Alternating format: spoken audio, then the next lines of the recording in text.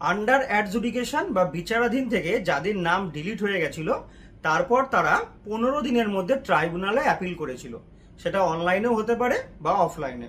তো ট্রাইব্যুনালে অ্যাপিল করার পর আমরা এটাও শুনেছিলাম যে ট্রাইব্যুনাল রিসেন্টলি কিন্তু কাজ শুরু করেছে, এবং আমরা বিভিন্ন সোশ্যাল মিডিয়াতে দেখেছি যে ট্রাইব্যুনাল যে কাজ শুরু করেছে তা অনেকের নাম কিন্তু ওঠা শুরু করে দিয়েছে। তো স্ট্যাটাস চেক করে অনেকে দেখছেন যে ইনক্লুডেড ইন ইরোল এই অপটা দেখাচ্ছে, তার মানে ভোটার তালিকায় নাম উঠে গেছে। কিন্তু নিউজ পেপার তো অন্য কথা বলছে।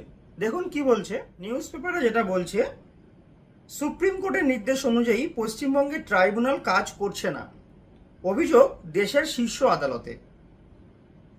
সোমবার সর্বোচ্চ আদালতে মামলাকারীর আইনজীবী অভিযোগ করেন, সুপ্রিম কোর্টের নির্দেশ অনুযায়ী পশ্চিমবঙ্গে ট্রাইব্যুনাল কাজ করছে না। লক্ষ লক্ষ বিচারাধীন ভোটারের ভবিষ্যৎ নির্ধারণ করতে তৈরি হয়েছে ট্রাইব্যুনাল।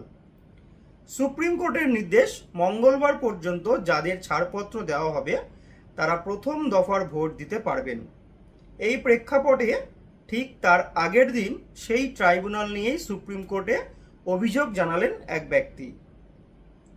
সোমবার সর্বোচ্চ আদালতে মামলাকারীর আইনজীবী অভিযোগ করেন, সুপ্রিম কোর্টের নির্দেশ অনুযায়ী পশ্চিমবঙ্গে ট্রাইব্যুনাল কাজ করছে না। ট্রাইব্যুনালে শুনানিতে আইনজীবীদের যেতে দেওয়া হচ্ছে না, শুধু অনলাইন আবেদন গ্রহণ করা হচ্ছে। আমি কিন্তু এটা আপনাদেরকে আগেই বলেছিলাম যে সবাই ট্রাইব্যুনালে অ্যাপিল করুন। যার 15 দিন পার হয়ে গেছে সেও কিন্তু ট্রাইব্যুনালে অনলাইনে অ্যাপিল করতে পারছে। যারা এখনও অ্যাপিল করেনি অতি শীঘ্র অ্যাপিল করুন। এরপরই এই ইস্যুতে দ্রুত হস্তক্ষেপের আর্জি জানান মামলাকারীর আইনজীবী।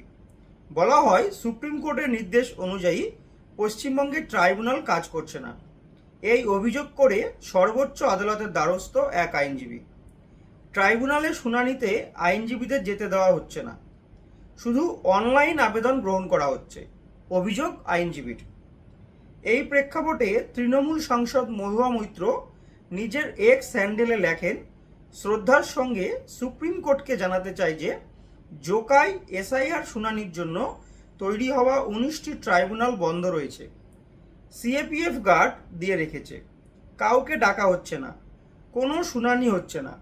27 লক্ষ বিচারাধীন মানুষ অপেক্ষা করছেন, আর মাত্র 3 দিন পরে ভোট। আগামী 24 তারিখ পশ্চিমবঙ্গের এসআইআর মামলার পরবর্তী শুনানি। তাই এই ইস্যুতে দ্রুত হস্তক্ষেপের আর্জি আইনজীবীর।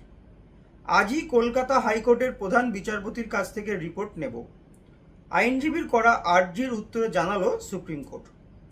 এদিকে সূত্রের খবর, ট্রাইব্যুনালের তরফে সিদ্ধান্ত নেওয়া হয়েছে, নোটিশ না পাঠিয়ে কোনো আবেদনকারীর নাম ভোটার তালিকা থেকে বাদ দেওয়া যাবে না।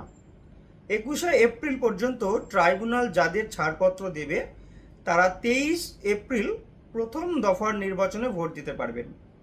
27শে এপ্রিল পর্যন্ত যারা ছাড়পত্র পাবেন তারা ভোট দিতে পারবেন 29 তারিখ, এমনটাই নির্দেশ দিয়েছিল সুপ্রিম কোর্ট। সোমবার সুপ্রিম কোর্টে এসআইআর মামলার শুনানিতে মমতা বন্দ্যোপাধ্যায়ের আইনজীবী কল্যাণ বন্দ্যোপাধ্যায় আর্জি জানান, 20 এপ্রিলের মধ্যে ট্রাইব্যুনাল যাদের ছাড়পত্র দেবে তাদের ভোট দিতে দেওয়া হোক। রাজ্য সরকার আইনজীবী শ্যাম দিওয়ান আর্জি জানান, 1 সপ্তাহের মধ্যে ট্রাইব্যুনালে যতজনের আবেদনের নিষ্পত্তি হবে তাদের তালিকা প্রকাশ করে ভোট দিতে দেওয়া হোক। প্রথম দফার ভোটের পরের দিন অর্থাৎ 24শে এপ্রিল সুপ্রিম কোর্টে এসআইআর মামলার পরবর্তী শুনানি। তো যদি ট্রাইব্যুনাল নাম তুলেও থাকে, যাদের ভোট 23 তারিখে, তারা কিন্তু আজকে অর্থাৎ 21শে এপ্রিল আজকেই কিন্তু আপনাদের লিস্ট বেরোনোর কথা। তো এই লিস্টটা যদি বেরোয় তাহলে আপনারা একবার দেখে নিতে পারবেন যে নতুন করে আপনাদের নাম ভোটার তালিকায় অন্তর্ভুক্ত হয়েছে কিনা। আর যারা এই ভিডিওটা দেখছেন তারা কমেন্ট করে জানাবেন, আপনারা যারা ট্রাইব্যুনালে অ্যাপিল করেছিলেন আপনাদের মধ্যে কার কার নাম ট্রাইব্যুনাল থেকে ভোটার তালিকায় অন্তর্ভুক্ত হয়েছে। মানে স্ট্যাটাস চেক করে দেখছেন ইনক্লুডেড ইন ইরোল এই অপশানটা কতজন দেখতে পেয়েছেন, আর স্ট্যাটাস চেক করে যারা দেখছেন এখনো পেন্ডিং আছে সেটাও বা কারা দেখছেন তারা প্লিজ একটু কমেন্ট করে জানাবেন।